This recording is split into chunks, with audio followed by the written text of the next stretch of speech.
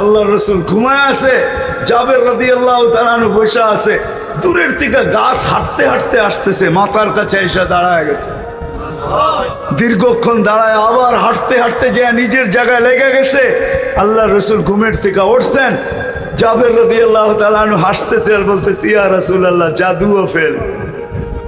জাদু ফেল মানে ওই যে গাছ দেখা যায় না, মানুষের মতো হাঁটতে হাঁটতে আসলো, আপনার মাথার কাছে দাঁড়াইলো, আবার নিজের জায়গায় যায় লেগে গেল, বুঝাই যায় না যে উঠছিল আবার ফিরে আসছে।